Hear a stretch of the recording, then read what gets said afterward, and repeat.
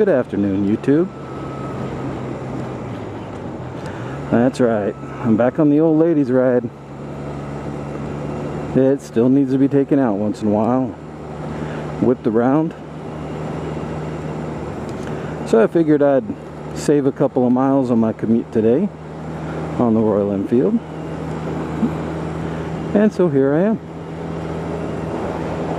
Now, what I'll probably clean out, but I'll go ahead and tell you about it, was this cool fella that just pulled over to check on my well-being because I had stopped, pulled off into a parking lot because I realized that I had twisted the helmet strap when I connected it underneath my chin, and I couldn't do it with my gloves on, so it really wasn't the kind of thing I could correct at a stoplight. So I pulled on over just to stop and make that adjustment, and as I was putting my gloves back on, a friendly fellow in a Yamaha Virago pulls up next to me, says, "Hey, is everything all right?" I said, "Oh yeah, sure, I just got my helmet strap twisted, needed to sort it out." So okay, I've done that before. But I mean, how cool was that? Once again, the motorcycle community comes right through. Cool people. So anyway, I got out of work at a decent time today.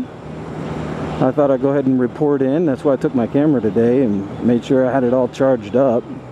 Man, have I been busy. So as I was just telling you, I have been so busy lately. At work, that's really picked up for me, and I've been working 12, 13-hour days every day.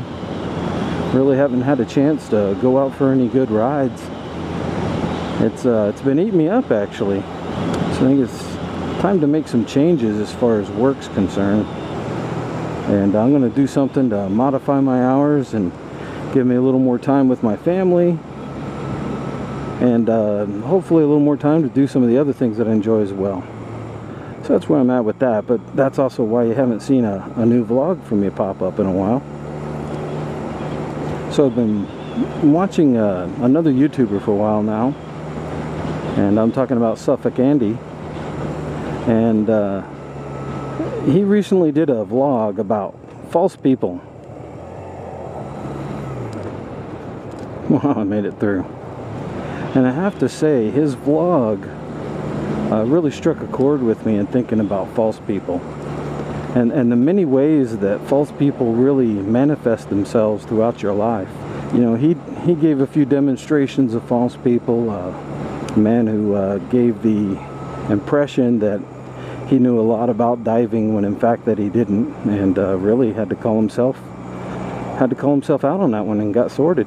But we really, I think all of us know what false people are.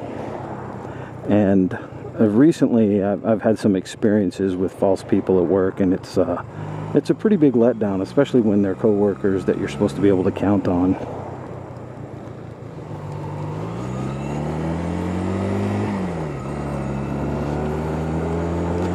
But yes, those co-workers that you're supposed to be able to count on, and it turns out they're just as false as all the rest. Recently I've been in the unfortunate experience of being in a workplace where people are really in way over their heads, but they're also afraid to acknowledge it, because acknowledging it will mean that they need help. And that's a really difficult thing to deal with. You know, I'm not saying I have all the answers, but boy, I certainly know when I need help most of the time. Many folks would actually say that I need a lot of help. All the time. So for my false people talk, you know, I suppose I could talk about the fellow at work, but you know, when I'm riding home, I choose not to try and think about those folks that, or those things at work, and carry them with me so that when I get home they're still upon me. And it's one of the joys about riding a motorcycle, is it seems to erase a lot of that. So I won't cover the false folks at work, but what I will cover for my false false people topic are the one-ups. That's right, the one-ups. What's a one-up? Well, you guys may know it by many different names. I'm sure that wherever you might happen to be, you've got a version of it yourself. But they're the one-up. They have to one-up every conversation that they hear. So, I'll give you an example. Say you went out fishing, and you had a great time fishing, riding on the boat, and you go to tell the story to your coworkers or to your friends. Hey,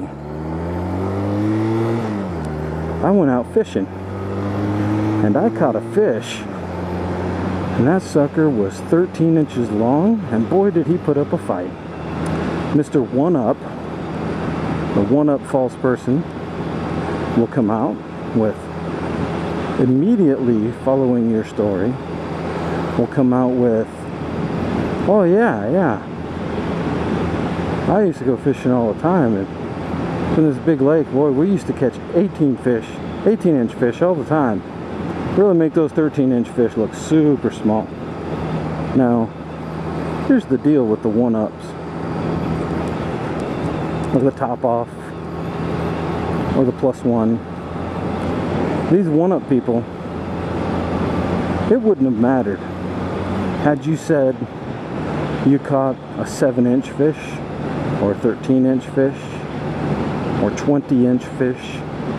They were going to have a fishing story that was greater than yours, no matter what. Now come on, everybody here has to have encountered or experienced a story like that. I'm positive of it. What is going on up there? I'm seeing a lot of dust and smoke off in the distance. I don't know if the GoPro's getting it or not, but it's at the street level and it doesn't look like a fun thing to drive through.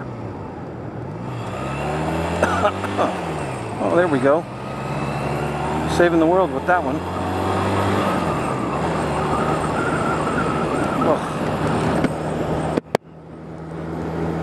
Anyhow, one of the false type of people I run into all the time, yeah, that's the one-up guy. He's always got to top off one of your stories, no matter how good it is or how bad it is. Heck, you may have even been telling a story, relayed something about the story, but it wasn't actually the intention of the story, and the one-up guy will stick to one little fact and decide to top that one up. I'll give you an example.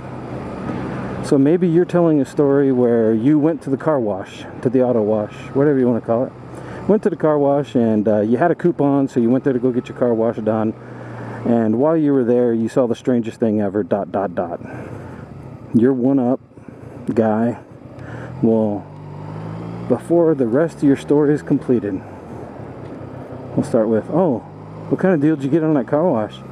Oh yeah, I got a total car wash, hand wax, and everything for $12. And because he elaborates so much on his $12 car wash deal, whether he actually got it or not is hard to say. But while he elaborates on his car wash deal, so too evaporates the point of your story before you ever even got to it. And you have to ask yourself with false people, mind you, this is just one type. There are many. But this particular type of false person, you have to ask yourself, why? Why the lies? Why have to create the image that you're somehow better than someone else simply because you've generated a better story? I mean, even if it was your true-to-life experience, why step all over someone else's story? I'm not sure I get it. You know, there are those times where you share stories and everyone's sitting around looking to share a similar story. Well, quite honestly, a lot like we do here on YouTube. But, just an interesting thought. I like to throw that out there. If it's an interesting enough thought to you, old Suffolk Andy did a far better job of elaborating on false people than I did. So you should go check out his vlog. And then if you feel so compelled, do your own vlog about false people. I know that there are as many and varied as there are people in the world. So I won't cover the false people in the workplace because, like I said, I like to leave that stuff on the hook at work when I get off. But if you happen to have a story, go ahead and drop it on us. Lay it on us. Do your MotoVlog. Let's hear it. So that's all for me. This is Arizona RE/today, Arizona CB, and I'm signing off. Thank you, folks.